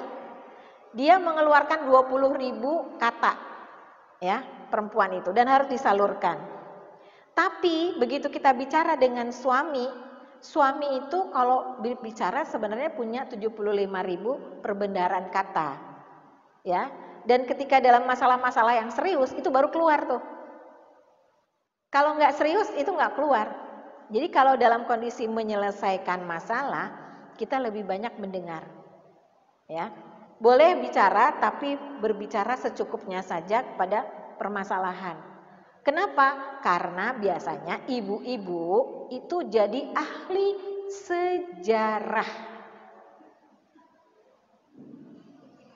Ahli sejarah gimana sih? Ya nanti ibu ngomong dulu tuh, dulu. Dulu, wah semuanya dibangkit yang udah di dalam kubur, digali semuanya. Ya kan? Keluar semua. Jadi ahli sejarah kan, arkeolog gitu, gali-gali. Ya Allah, dulu kamu begini, dulu kamu begitu. Ya akhirnya nggak selesai. Padahal harusnya to the point aja kepada permasalahan. Oke, kemudian yang keempat, jangan cepat memberi nasihat. Malah sebaiknya bertanya, jadi menurut kamu gimana? Kalau begini terus hubungan kita, apakah mau diselesaikan dengan saya? Ataukah diselesaikan dengan dia? Mungkin suami berpikir, ya mau diselesaikan dengan dia. Oke, ini telepon, selesaikan dengan dia. Ini cerita ini saya dengar dari Ibu Anita Kolopaking. Ya. Beliau punya konflik dengan suami, begitu caranya. Saya tidak menangis. Saya cuma tanya, jadi bagaimana? Mau diselesaikan? Setelah ngomong panjang, mau diselesaikan? Iya. Mau selesai dengan saya apa selesai dengan dia? Kalau selesai dengan dia, ini telepon. Jadi suami yang suruh telepon sendiri untuk memutuskan hubungan dengan wanita lain. Di depan kita sebagai istri. Ya. Dan itu luar biasa. Cerita ini saya bagikan kepada ibu-ibu supaya ibu-ibu ya, apabila itu terjadi, nauzubillahi min dzalik, kita sih maunya jangan ya. Karena itu kita coba preventif dulu, preventif dengan servis ya, dengan pelayanan, mendengarkan itu juga jadi bagian dari pelayanan ya. Dengan maksimal ya. Tapi kalau toh itu terjadi, mungkin tidak terjadi dalam keluarga kita tidak inginkan, terjadi pada orang lain. Kita udah punya ilmunya nih, ya kan? Kita bagikan kepada orang tersebut gitu. Ya, cara menyelesaikannya adalah diobrolin, setelah putus langsung di depan kita dia telepon ke sana untuk selesai hubungan. Dan kita mendengarkan dengan tenang. Begitu ya Bu ya. Baik, lanjut. Tunjukkan minat yang tulus. Kita tidak memberi nasihat, tunjukkan minat yang tulus, berikan respon empati. Apa tuh respon empati? Respon empati itu bagaimana kalau kita dalam posisi dia. Ya. Suami kita jatuh cinta kepada wanita lain. Bagaimana empati kita? Bagaimana kalau kita sedang jatuh cinta kepada lelaki lain? Jadi kita bisa empati ya. Cara kita menyelesaikan dengan lelaki lain adalah mulai dari dalam pikiran. Itu orang lain. Kalau diteruskan namanya selingkuh. Ya, itu orang lain. Pasangan kita pasti juga sedang dalam kegelisahan gitu. Karenanya empati dengan, jadi menurut Mas gimana gitu. Pertanyaan yang kita ajukan itu menjadi bagian dari penyelesaian. Ya. Berpihak kepada pasangan. Selalu berpihak kepada pasangan. Ya, karena pasangan kita kalau tidak dibela oleh diri kita, maka kita akan akhirnya berpisah gitu. Maksudnya berpihak dengan pasangan, apapun yang diputuskan oleh pasangan kita oke. Ya, oke dulu aja untuk sementara oke. Pasangan kita mengatakan kasihan dia, kasihan ya. Iya ya, apa ya yang bisa kita bantu? Nah, itu misalnya ya. Dia ingin membantu, tapi mungkin cara dia membantu adalah dengan menikahi. Padahal buat kita menikahi bukan satu-satunya jalan menyelesaikan. Gitu, misalnya ya. Ternyata menikahi itu malah menambah problema. Karena daftar orang yang sakit hati bukan kita aja, tapi anak kita yang lain. Gitu misalnya ya. Jadi empati dulu kepada pasangan kita, berpihak pada pasangan kita, lalu kita katakan, yuk kita hadapi bersama. Nomor 8 ya, yuk kita hadapi bersama. Sebagai bentuk empati. Hadapi bersama problema tersebut, menyelesaikan bersama problema tersebut. Ya. Kenapa sih saya membicarakan ini agak lama? Karena memang di atas 10 tahun pernikahan itu rentan terhadap perselingkuhan. Karena udah mulai merasa bosan gitu ya dengan pasangan kok nggak berubah. Makanya Bu, berubah Bu. Ya, berubah dari apa yang sering diomongin suami kita coba. Ya meskipun ada tuh lagunya, lagu yang pipiku bulat seperti kue donat, ada tuh. Pernah dengar nggak lagunya Bu? Nggak pernah dengar ya? Saya gimana cara nyanyinya ya? Saya lupa juga. Jadi maksudnya gini, kita nih kan udah semakin berumur kan semakin bertambah ya berat badan ya, wajar kan? Iya, oke. Komplainan suami apa? Kok kamu kok nggak mau ini sih? Itu apa? berusaha untuk menurunkan berat badan. Nah, ibu mulai berubah dengan usaha ya. Tentu usaha yang diberitakan progresnya gitu kepada suami.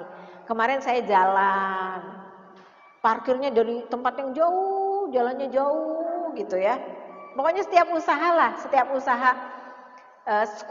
squat, ya, saya lari jogging di dalam rumah, itu harus diceritakan supaya suami lihat ada kok ternyata usaha dia, tapi memang dari sononya tuh begitu, ya. Jadi suami akhirnya nerima gitu, ya karena udah usaha dari diri kita, ya. Misalnya makan aja kita udah mulai dikurang-kurangin tuh Bu, biasanya 1 porsi, lama-lama setengah porsi, ya. Lama-lama cuma icip-icip, ya, dikit, asal jangan semuanya aja ya.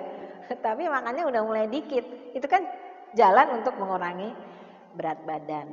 Nah, moga-moga seperti itu. Nah, kebosanan terhadap pasangan ini berkurang ya. Ini namanya usaha. Dan jangan lupa ungkapkan kasih sayang. Lalu kita pertegas emosinya. Mas masih sayang kan Mas sama aku gitu ya. Tapi ini jangan sering-sering juga karena biasanya laki-laki tahu tuh. Ya, tahu nih kebiasaan perempuan itu memang selalu menginginkan kepastian status hubungan. Ya. Jadi pertanyaan, "Kamu masih sayang kan sama aku?" Itu hampir setiap hari kan, Bu? Halo?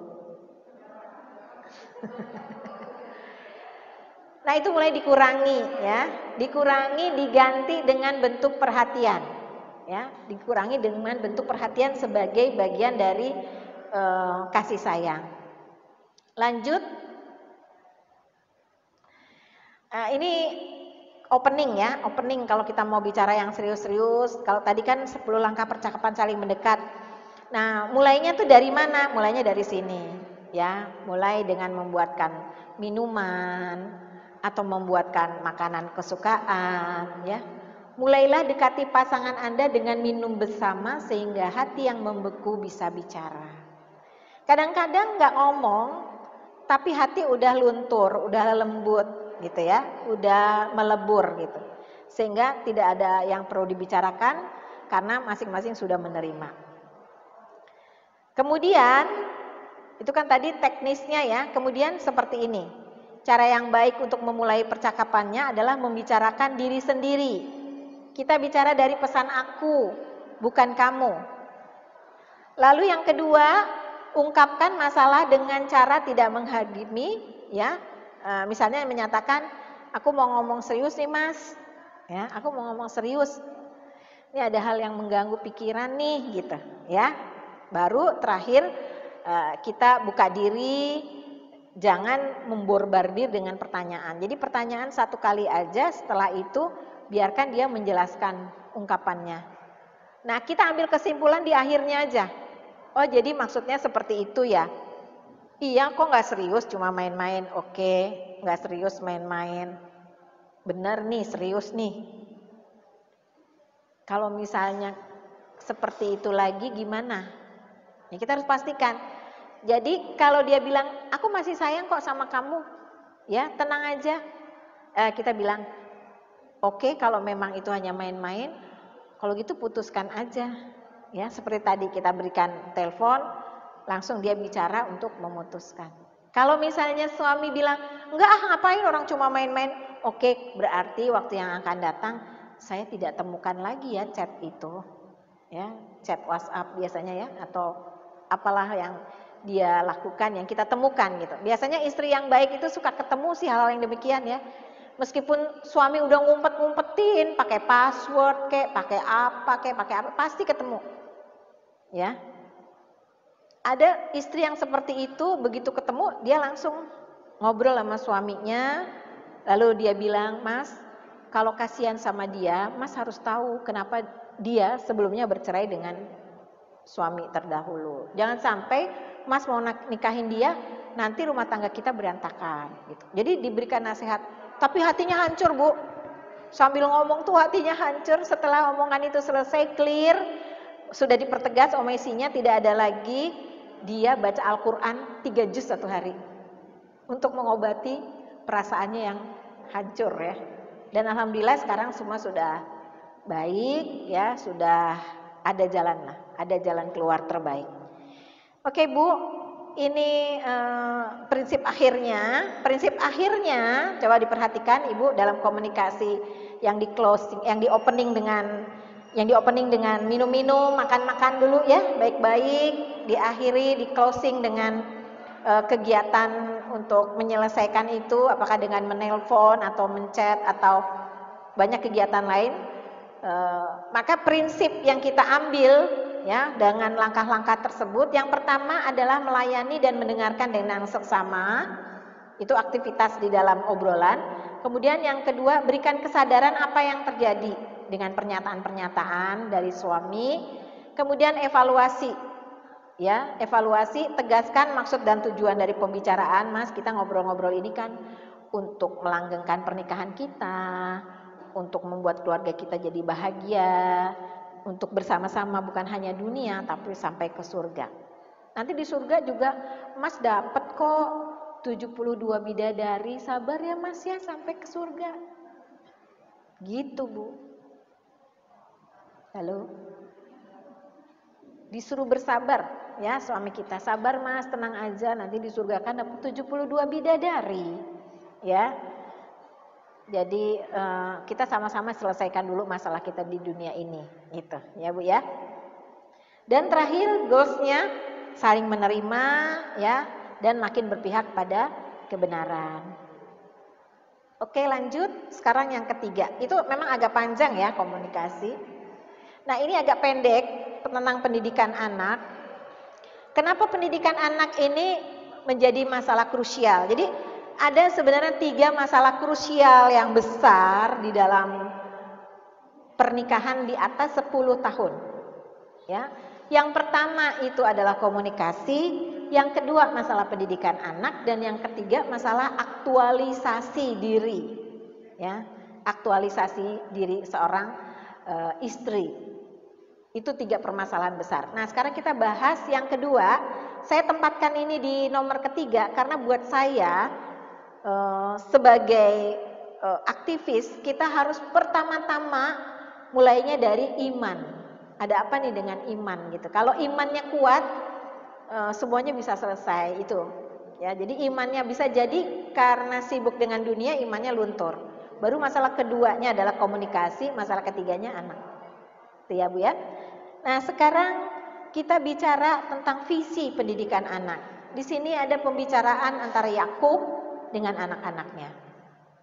Adakah kamu hadir ketika Yakub kedatangan tanda-tanda maut?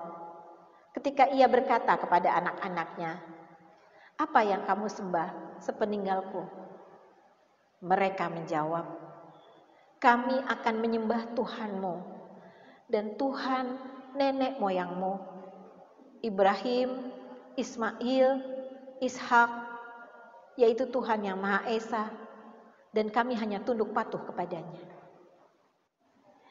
Ibu-ibu bisa dibayangkan bagaimana seorang ayah yang memiliki 12 anak saat sakaratul maut di atas tempat tidur dikelilingi anak-anaknya. Ibu tahu kan ceritanya bagaimana anak-anak ini berbikin makar sewaktu Yusuf kecil sehingga Yusuf hilang di dalam keluarga itu. Ini cerita yang luar biasa dramatis, bukan main-main gitu. Sehingga ketika Allah mengumpulkan keluarga ini, mengumpulkan anak-anaknya kembali, dan anak-anak yang berbuat salah bertaubat, yang berbuat maksiat bertaubat, dan Yusuf kemudian memberdayakan keluarga ini dan mereka berkumpul semua di sekitar pembaringan, bapaknya harus cek akhir sebelum pergi. Siapa yang akan kalian sembah? Cuma itu pertanyaannya. Siapa yang akan kalian sembah? Dan ini kemudian dijawab dengan tegas, dengan jelas bahwa sepeninggalmu kami akan menyembah Tuhanmu, Tuhan nenek moyangmu. Berarti kita perlu menceritakan ya nenek moyang kita gitu. Bukan hanya para nabi nenek moyang kita, tapi juga kakek, buyut dan seterusnya. Bahwa mereka itu menyembah Allah, mereka sholat. Supaya anak-anak kita ini berpikir bahwa semua langkah kehidupannya menuju Allah, menuju kematian. Sehingga mereka menyiapkan diri untuk datangnya hari itu. Dan ibu-ibu jangan berputus asa kalau punya masalah dengan anak-anak. Setelah ini sudah ditanamkan sedari awal, anak-anak dimasukkan ke sekolah Islam, masukkan ke TPA, diajarin ngaji, tapi ternyata anaknya enggak terlalu sebagaimana bayangan, tidak ideal. Ya. Ada yang pernah meninggalkan sholat. Ada anak yang kemudian tidak taat, menyakiti hati. Tapi ingat Bu, akhir dari semuanya kita berharap anak-anak kita tidak menyembah yang lain. Akhirnya mengucapkan la ilaha illallah. Wafatnya husnul khotimah. Dan kita nanti kumpul lagi di surga. Di mana tidak ada lagi derita, tidak ada lagi sengsara. Ini visi pendidikan ya, yang terus untuk kita sampaikan. Bayangkan Nabi Yakub alaihissalam seperti ini melakukannya kepada anak-anaknya. Berarti usahanya sudah ada dari dulu. Nabi Yakub tidak menyalahi anak-anaknya dengan mengatakan, kamu bohong ya, kamu bohong. Yusuf pasti bukan dimakan serigala. Kamu bohong, enggak begitu. Jadi ini intinya apa? Percaya aja. Meskipun anak kita bohong, percaya aja. Ya. Jadi untuk menyelesaikan problemanya bukan dengan menunjuk, tapi lebih kepada mengarahkan. Ya. Ini loh kejujuran hasilnya bagus. Ya. Kebohongan hasilnya susah. Ya, itu penting. Dan ini aja saya berikan satu slide saja terkait dengan pendidikan anak. Lebih kepada inti-intinya, karena pembicaraan tentang pendidikan anak ada di sesi sekolah ibu ya. Ya, ada spesial khusus ya. Jadi saya lebih kepada pointersnya aja di sini. bahwa program dari pendidikan anak itu mulai dari pendidikan anak di periode terbaik, mulai dari dalam kandungan ya, di periode terbaik, kemudian golden age, dan kemudian di masa-masa peralihan. Menyiapkan pendidikan berkelanjutan bagi anak-anak kita, kemudian tetap menjadi teladan, kita sendiri memberikan teladan terbaik, dan membiasakan kebiasaan-kebiasaan yang baik. Ya, bangun pagi, mandi pagi, sholat 5 waktu, baca Al-Quran, ya kumpul bersama keluarga. Ya, kebiasaan-kebiasaan yang baik yang harus dibangun. Kemudian mencarikan lingkungan terbaik. Ya, ketika kita pindah rumah, kita sebelum memilih rumah, memilih tetangga dulu ibu-ibu. Ya, sebelum kita pindah rumah, sebelum memilihkan rumah bagi anak, kita mencari lingkungan terbaik dulu. Caranya lihat masjidnya. Masjidnya makmur nggak? Kalau sholat 5 waktu ada nggak orangnya? Gitu. Ini yang 3 orang di belakang peserta atau panitia sih ngobrol? Yang ngobrol ini? Yang ngobrol? Ini peserta? Peserta? Oh ya. Baik, ibu-ibu lagi ada diskusi kah?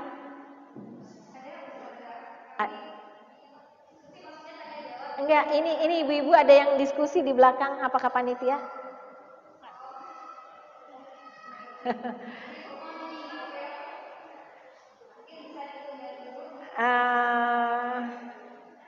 Mohon diperhatikan karena bukan panitia ya.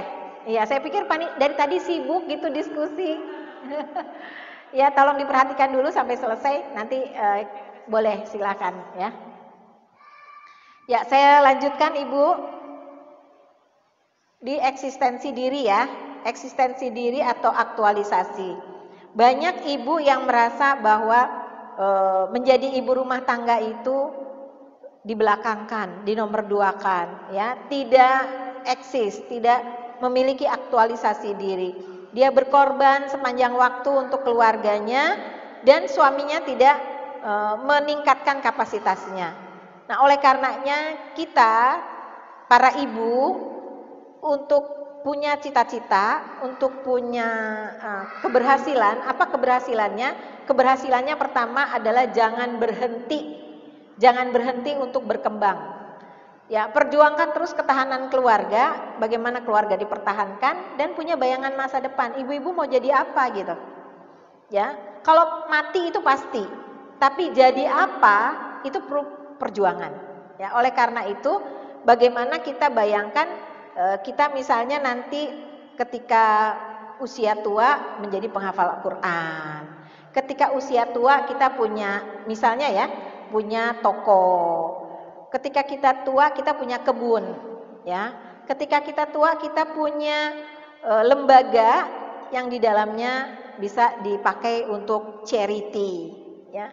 Jadi kita punya memang hal-hal yang sifatnya nanti akan dimanfaatkan oleh generasi berikut dengan cara yang baik. Kalau punya kebun berarti buah-buahannya bisa dinikmati, menjadi amal jariah.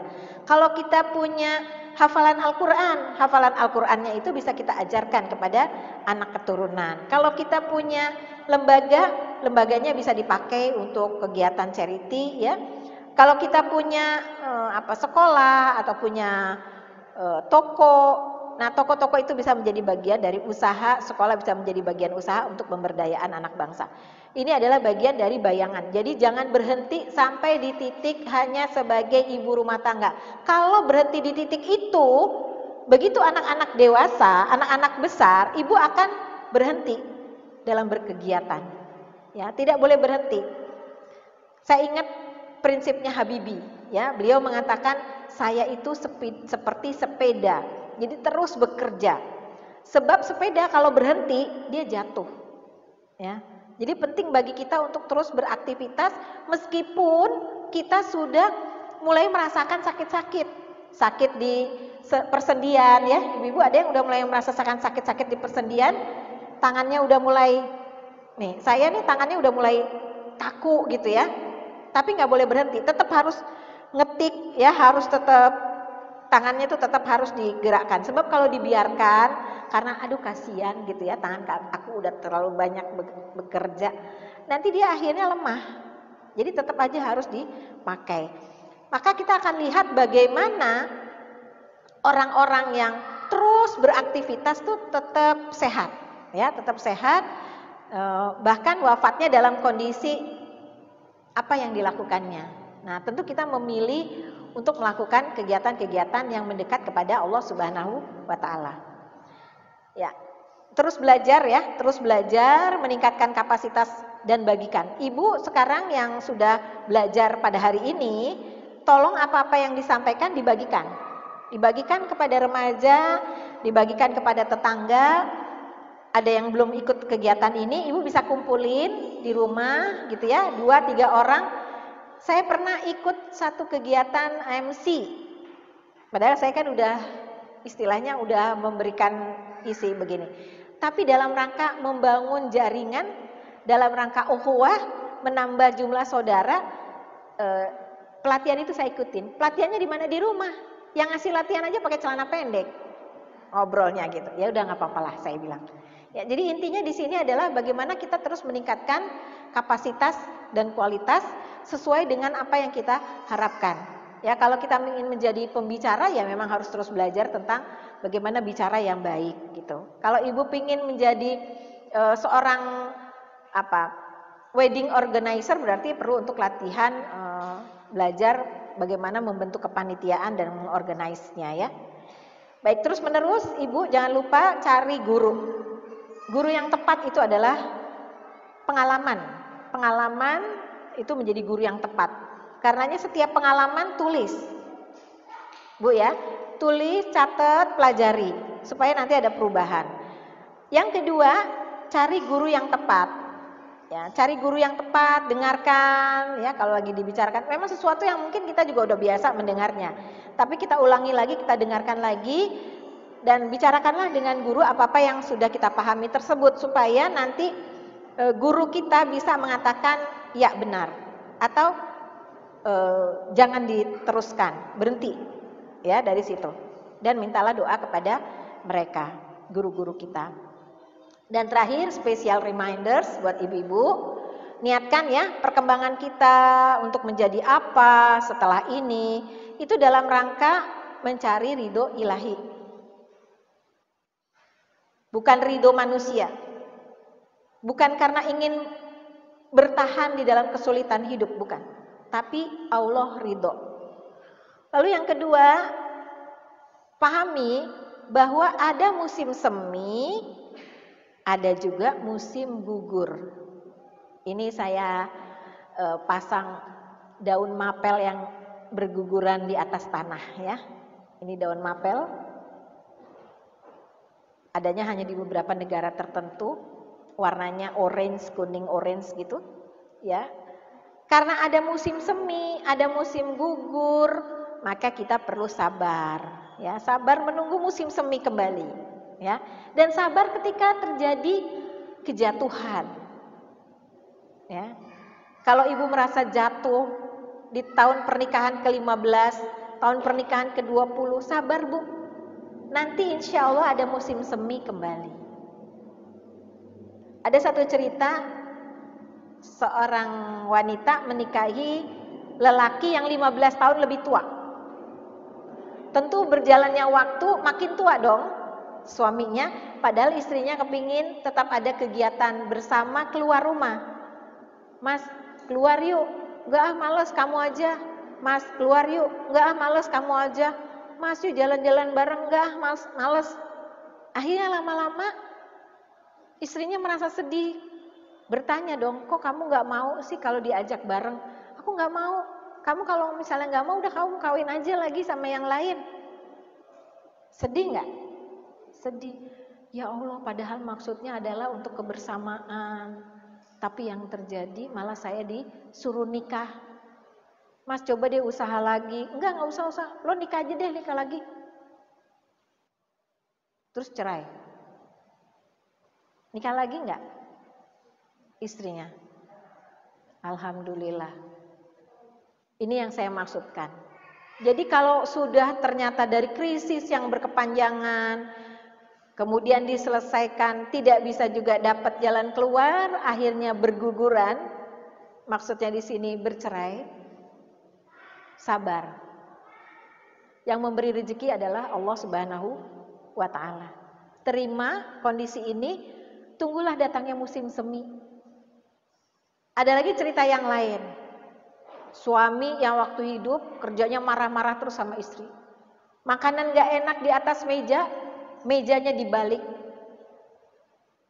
Istrinya bilang, gak apa-apa kok. Kamu digituin sama suami kamu, gak apa-apa kamu. Gak apa-apa, dia lagi sakit. Dia stroke. Sabar. Sampai akhirnya suaminya meninggal. Di usia tua, 55 tahun lah gitu, sekitar itu. Dia menikah dengan seorang lelaki yang perhatian dan memiliki harta berlimpah di Australia. Ini ceritanya juga saya dapatkan dari Ibu Anita Kolopaking. Jadi sabar aja Bu. Kita udah on the track nih, menjalankan semua arahan-arahan. Pegang ya Al-Quran, pegang As-Sunnah, udah semua. Tapi akhirnya adalah kejatuhan dan perceraian. Apa yang harus kita hadapi? Ya udah sabar aja.